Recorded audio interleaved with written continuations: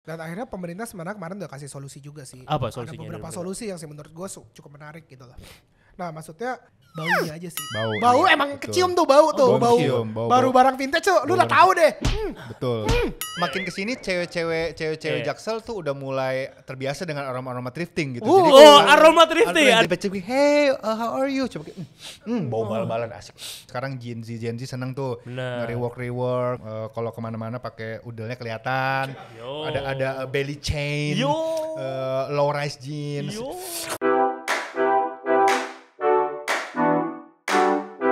Ya semua selamat datang di Barbar with Akbari, dan hari ini gue duduk bersama sosok yang mungkin ya bisa dibilang ini adalah abang-abangannya skena thrifting. Asik. Ada dua orang ini yang asik. Dari kemarin ini rame banget thrifting sama pemerintah. Dua orang ini selalu dapat banyak pertanyaan. So ini dia, gue ada Jejo dan juga Bisma.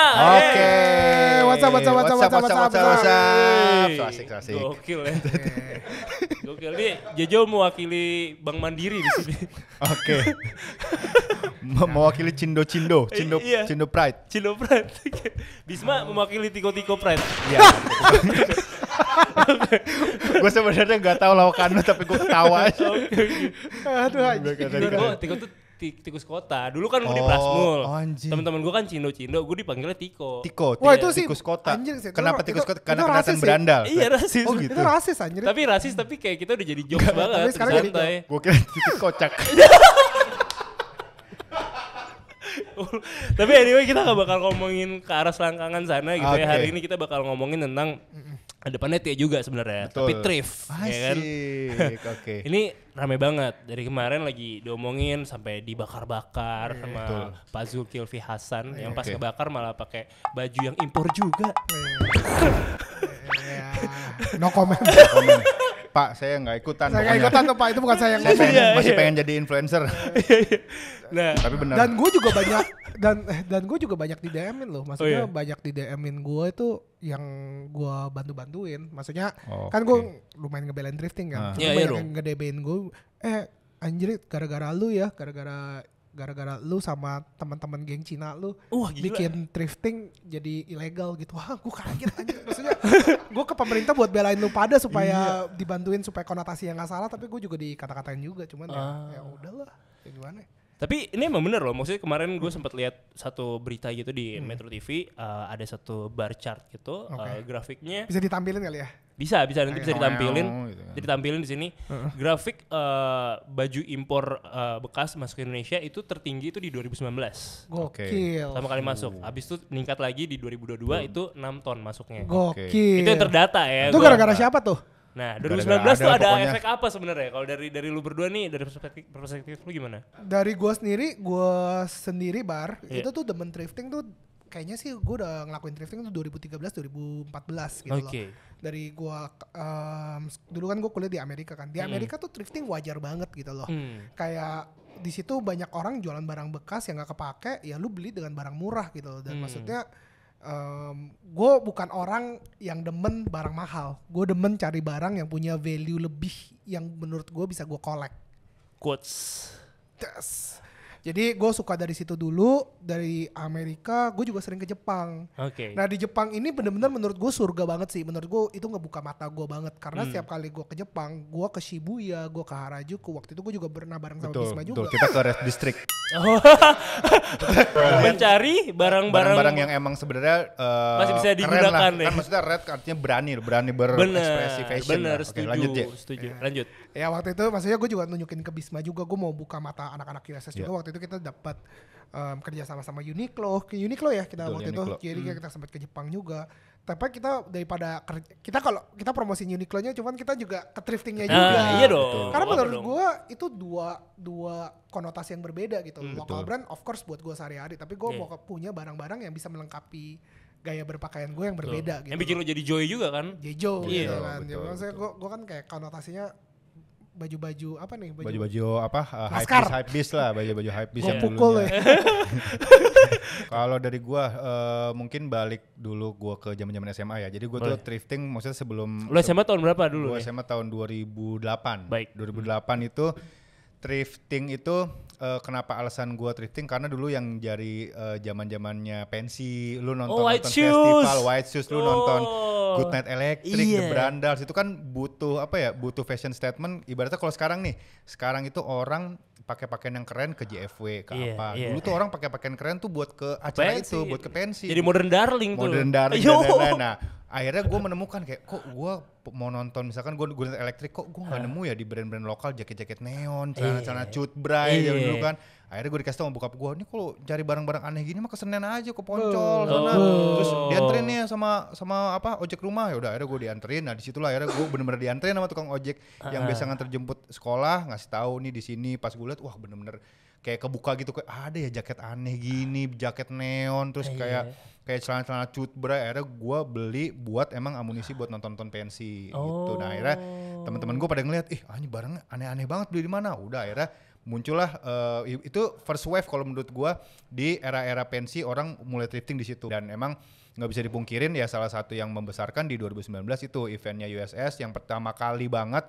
Itu setahu gue di Indonesia event lifestyle streetwear yang masukin pedagang-pedagang thrift yang terkurasi dengan baik di dalam mall gitu. Dan jadi orang-orang yang datang tuh yang tadinya ngincar sneakers, yang tadinya ngincar barang-barang streetwear kaget, ini distrik apa nih? Terus akhirnya udah kita edukasi dan mereka tertarik banget.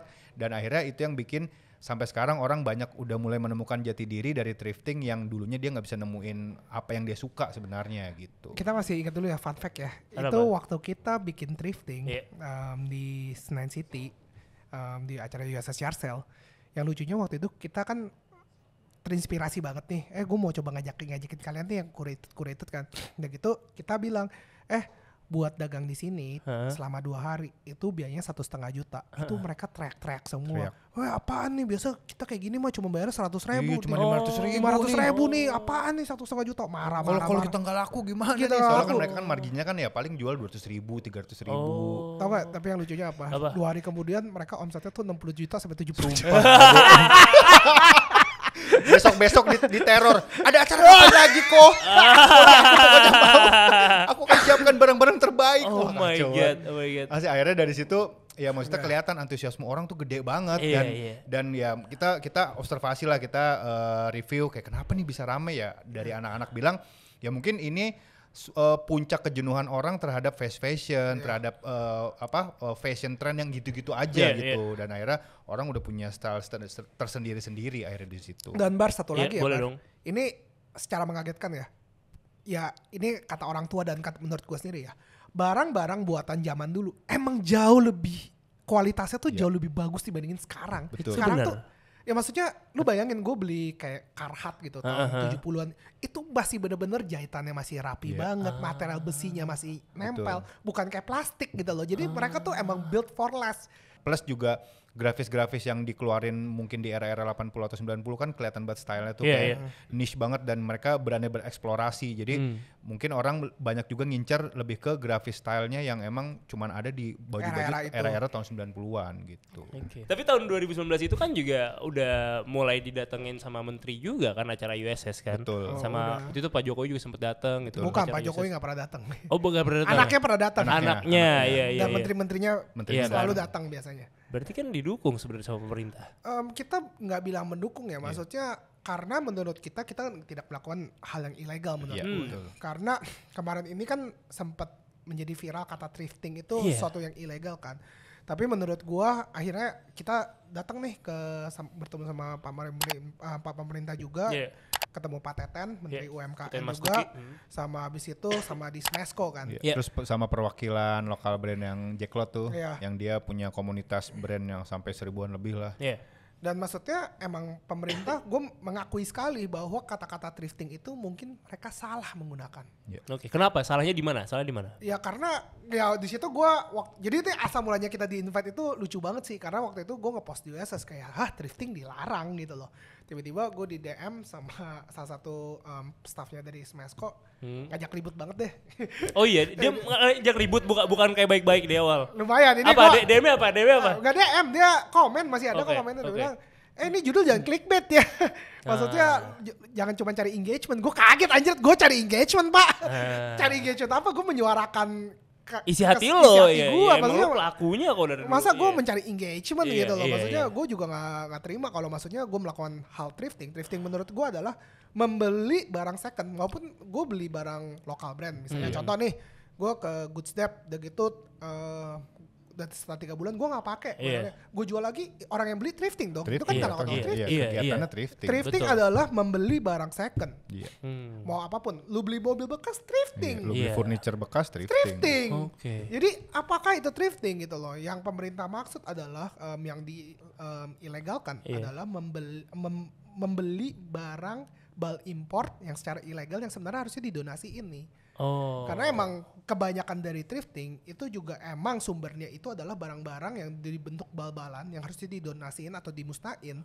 Malahan sama oknum-oknum diambil dijualin. Betul. Contoh kasus sepatu yang viral. Yang ada pelacaknya yang orang dari Amerika harusnya didonasiin, yang harusnya buat panti asuhan, buat orang-orang yang nggak bisa. Ternyata ketemunya di Pasar Senen sama Pasar Baru, ya kan kocak gitu loh. Jadi maksudnya mereka kok gue mau donasiin terapak akhirnya kejualan, itu kan pasti ada oknum gitu loh. Tapi itu kan bukan thrifting, itu adalah lu melakukan tindakan ilegal yaitu mengimport bal-bal ilegal yang harusnya didonasikan tapi lu beli dan lu jual lagi. Gitu. Lu setuju atau enggak? Karena ada peraturan Mendak juga kan, ada pasal 2 tuh ini nomor 15 tahun 2015 Permendaknya. Pasal 2-nya tuh bilang kita dilarang diimpor barang bekas, ya kan. Pasal ketiganya itu adalah kita itu harus memusnahkan barang bekas yang sudah diimpor. Terus setuju gak dengan statement itu? Yang kemarin akhirnya. Kalau gue enggak, karena itu terlalu abu-abu gitu. Yang harusnya lebih dikerucutin lagi, maksudnya jenis apa yang harus dibakar, apakah yang emang beneran gak layak kah, karena emang pada kenyataannya sebenarnya bal-bal itu kan ada grade-grade-nya, mungkin ada grade yang bener parah ketika dibuka tuh isinya udah sobek, udah bener-bener kotor banget, ataupun bekas kena darah lah apa dan lain-lain. Nah mungkin itu yang harus sebenarnya lebih diperjelas gitu, kalau emang yang isinya masih layak pakai, karena isi bal itu gak melulu barang bekas, kayak ada retailer mungkin dari China, dari Korea yang emang barangnya off season di Balpres, akhirnya dimasukin ke sini, dijual lagi di sini, dan emang pas dibuka keadaannya baru, tapi itu off season, mungkin yang udah season 2 tahun lalu, 3 tahun lalu. Bukan barang reject off season. Bukan barang reject off season gitu. Itu banyak juga karena di Bal itu emang banyak kategorinya, kategori itu, kategori yang emang barang bekas dan lain-lain, dan emang yang emang dimention sama Pak Teten ya sekali lagi bukan kegiatan thriftingnya, tapi pengimporan bal si ilegalnya itu gitu. Kalau dari gua ya emang gua setuju dengan pemerintah di mana yang barang-barang donasiin ini harusnya ilegal diperjualbelikan, itu gue setuju banget. Kenapa?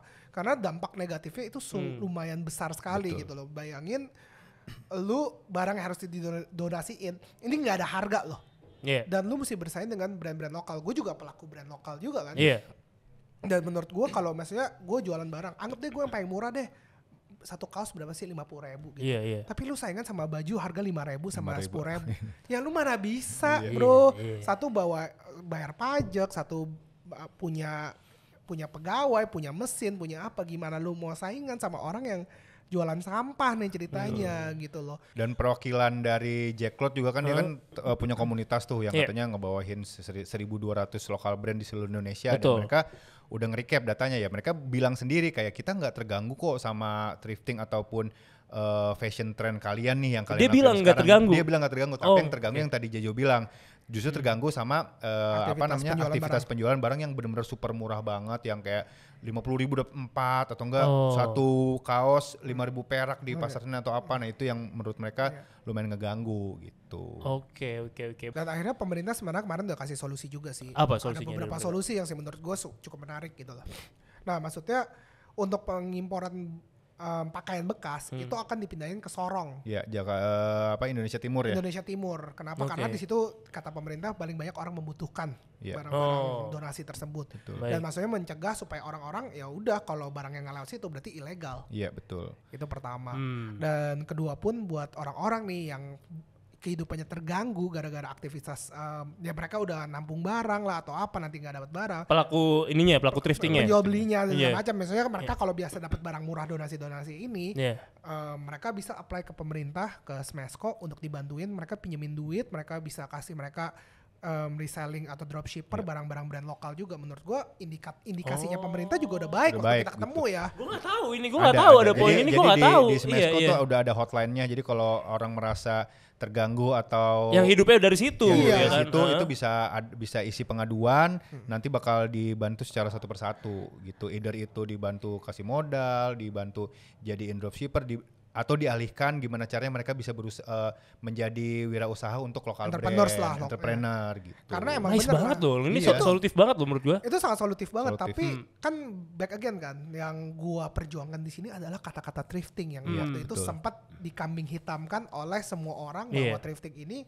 mengganggu gitu loh. Gua ingat banget ada satu statement dari PT Sritex yang membilang ya gara-gara thrifting ini lokal brand hancur nih yang solo ya, maksudnya gue bilang gue setuju pak, gue setuju yang maksudnya yang gue ngerti maksudnya owner bos tekstil tersebut gitu, tapi maksudnya ya membeli barang second hand itu tidak menghancur semuanya. Apa nih yang menghancur? Yang menghancurkan adalah barang-barang yang saking murahnya dari barang sampah tersebut, itu bener emang ada efeknya. Dan kemarin gue ngobrol-ngobrol juga sama brand kan, brand-brand yang katakanlah udah mature, udah established di atas 5 tahun dan di atas 10 tahun yang emang masuk ke Gusdep. Jadi kan gue sekarang kerja di Gusdep, di mana itu menjadi wadah para lokal brand atau Indonesian brand yang emang udah mature, udah sustain lah. Ya mereka bilang kayak gue nggak ada masalah apa-apa, justru thank you banget nih karena ada skena thrifting, gue jadi banyak dapat inspirasi. Kayak contohnya beberapa brand-brand yang udah menjadikan thrifting atau barang vintage inspirasi ya, salah satunya Raptor Period, terus ada Devastate, terus Live, dan pada kenyataannya emang mereka juga menyuarakan sendiri kayak produk-produk kayak misalkan capsule collection dia terinspirasi dari klasik sport vintage dan lain-lain. Mereka bilang sendiri, dan si Live juga Live Apparel juga pernah bikin postingan gitu ya, mereka bikin education gitu kalau ini adalah capsule collection yang emang keseluruhan desainnya terinspirasi dari era vintage gitu. Nggak usah jauh-jauh deh. Bosnya Smesco aja, Pak Leo yang dulu yang pendirinya Gusdep juga. Leonardo Sabrata ya. Dia waktu ngomong itu, Pak gimana? Saya aja I love thrifting. Dia ngomong gitu, I love thrifting. Itu kata-katanya itu di sebelahnya dia patetan loh langsung.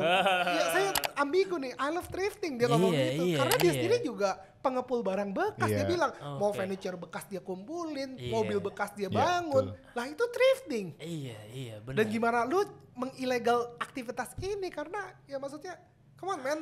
Gitu. Concern lainnya tadi kita udah bahas tentang ilegal dan gak ilegalnya baju impor bekas ini katanya bisa bikin penyakit, itu bener gak sih? Katanya jamuran, sesak nafas katanya. Untuk terhadap orang-orang yang ngomong kayak gitu ya. Nih, gue dari SMA sampai sekarang nih pakai barang-barang thrifting, nggak pernah tuh ada penyakit kulit, sumpah nggak bohong.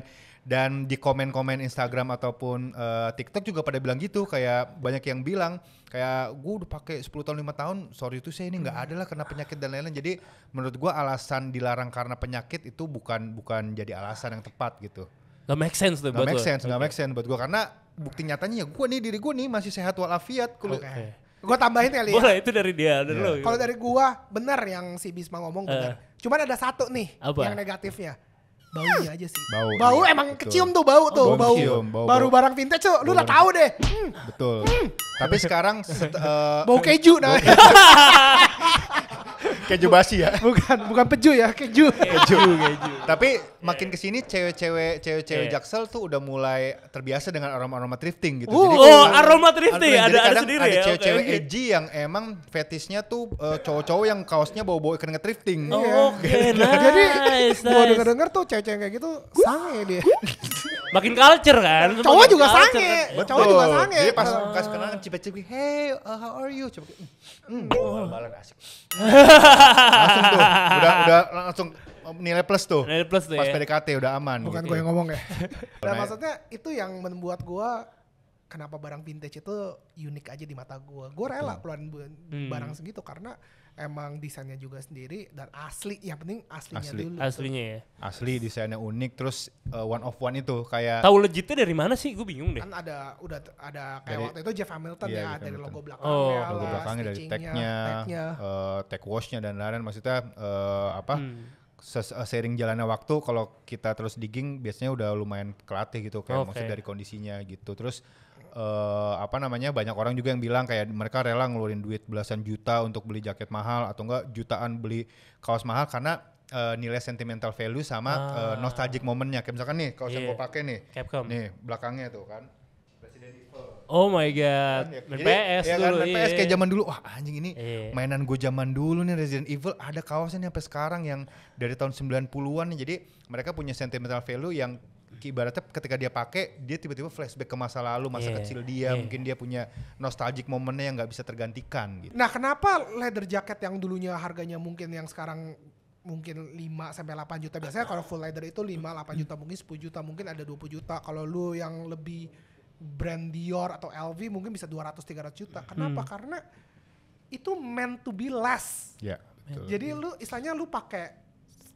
50 tahun diwariskan untuk anak lu juga bisa gitu karena emang kualitasnya itu bisa diberikan untuk generasi-generasi selanjutnya. Betul. Tapi kalau tadi juga ada satu poin juga yang dari pemerintah concern tuh adalah tadi kan ada penyakit, ada limbah, haki juga tadi kan karena terus UMKM, ngurus UMKM. Ada juga poin tentang limbah tadi, benar lu bilang. Dari LHK tuh bilang katanya 2,5% limbah di seluruh Indonesia itu 2,5%-nya dari baju-baju impor bekas. Dan menurut gue emang ini perlu diregulasi sih. Gue bukannya tidak setuju dengan barang ini harus dijebret, musnahkan gitu. Tapi semestinya ada konotasi di mana kalau emang kita bisa sumber dayakan kembali, misalnya contoh apa, recycle. Mungkin barang-barang bekas ini kita kerjasama dengan pabrik-pabrik lokal. Gimana nih bisa di-restore lagi nggak sih? Di-restore lagi, diapain? Sama Erigo gitu ya? Betul. Apakah kartonnya dibikin recycle karton lagi, kaos-kaos yang nggak kepake? Mungkin bisa jadi lap, mungkin bisa jadi alternatif lainnya, atau jadi lap lah, anduk atau segala macam. Kan masih ada alternatif lain yang bisa, ya istilahnya plastik aja, botol bekas aja tuh yang nggak ada harganya bisa dijadiin sesuatu. Masa ini tidak bisa? Mungkin ya kita masih belum capable, tapi gua harap di suatu hari nanti Indonesia capable untuk merecycle supaya yang dibilangnya sampah bisa jadi barang yang berguna. Betul. Dan FYI, sebanyak-banyaknya limbah pakaian bekas tuh lebih banyak limbah fast fashion gitu. Polusi nomor 2 terbesar di dunia setelah oil. Wow. Itu yang harus kalian. Wah, Bapak recycle ini. Nah, gitu. Jadi ya mudah-mudahan teman-teman bergeraklah hatinya untuk stop fast fashion dan mendukung brand lokal. Kalau misalkan kayaknya gue nggak terlalu suka sama brand lokal, ya udah thrifting atau enggak ya DIY kayak gitu. Pokoknya utamanya lokal brand, thrifting kalau dari gue ya, ataupun ya kalian itulah rework atau DIY. Kan sekarang Gen Z seneng tuh rework atau DIY culture gitu kan, yang kalau kemana-mana pakai udelnya kelihatan, ada belly chain, low rise jeans. Jadi dari lu berdua solusi dan harapannya apa kira-kira? Harapan gue ya baik lagi ya sih, thank you banget buat pemerintah, Smesco, Pak Menteri juga yang udah dengerin kemarin. Maksudnya kalau kita bisa dilibatkan lagi gimana sih seharusnya mana regulasi yang lebih dalam, kita sangat terima kasih lagi sih. Lu mau nih ikut perumusan kalau boleh permendaknya nih? Kalau boleh. Karena kita nyemplung, kita di skena. Gila, walaupun kita sering dikata-katain ya, walaupun gue lebih gue gak skena lah, cuma maksudnya lu sering katain apaan sih, Jo? Ya gitu loh, maksudnya gue banyak banget ya gara-gara ini viral, gara-gara apa gue dikatain. Lu nih penyebabnya tuh, lu tuh. Poster thrifting lu. Ya, maksudnya istilahnya gara-gara kita terlalu viralin, gue sama geng gue itu ada kata-katanya kok, itu gue nanti kasih lihat DM-nya ya. Itu membuat mereka makanannya terganggu gitu loh. Dan maksudnya gue gak pernah mau nyinggung ini semua. Gue hanya pengen ngebangkitin bahwa vintage item is cool, man. Dan itu hobi gue, dan gue bilang kalau nggak gue ngelakuin yang kayak gini, somebody out there is gonna doing this too. Ini dunia internet, man. Nggak ada yang ditutup-tutupin gitu. Dan kalau nggak ada thrifting, mungkin Jejo sekarang masih pakai Supreme, masih pakai Balenciaga. Iya gue tahu era Jajau itu gue tahu. Ini gue pakai lokal brand loh. Wih, Heartbreak. Oh punya Brian ya? Punya Brian. Shout out. Iya, itu kan lokal brand. Lokal brand. Jadi grafisnya grafis Y2K, terinspirasi dari grafis Y2K. Yoi, bener. Era New Jeans, style New Jeans. Betul. Mantap ya. Itu dari Jajau tadi. Dari lu gimana, Bis? Kalau dari gua ya mudah-mudahan diregulasi secara bener lah kategori apa yang boleh dan enggak, dan mungkin diatur juga volume masuknya diatur juga, kayak ini kayaknya udah kebanyakan di limit nih, dikasih limit, tapi ya jangan sampai ngelarang orang-orang yang punya usaha atau jual beli thrifting ini nggak boleh ngelanjutin pekerjaannya, karena itu salah satu pekerjaan utama dan mungkin itu satu-satunya pekerjaan yang mereka bisa lakuin untuk keluarganya. Regulasinya lebih ditempatkan lagi. Betul. Itu aja. Guys, jangan lupa guys, tanggal 14 bakal ada USS Yard Sale di mana kalian bisa beli barang lokal brand yang bagus-bagus dengan harga yang murah. Beli sneakers dari barang-barang retail dari yang murah banget 50.000, dan lu bisa thrifting juga barang-barang second hand yang pastinya bukan dari barang bal-bal ilegal. Jadi lu harus datang dan buat lebaran. Jadi selamat banget buat kalian yang merayakan lebaran dan lagi puasa juga. Jadi saatnya buang THR kalian, bonus kalian, di saatnya belanjain keponakan kalian, keluarga kalian, istri kalian, pacar kalian, selingkuhan kalian di USS Yard Sale hanya di PIM 3. Let's go semuanya, sampai ketemu di episode berikutnya. Bye bye.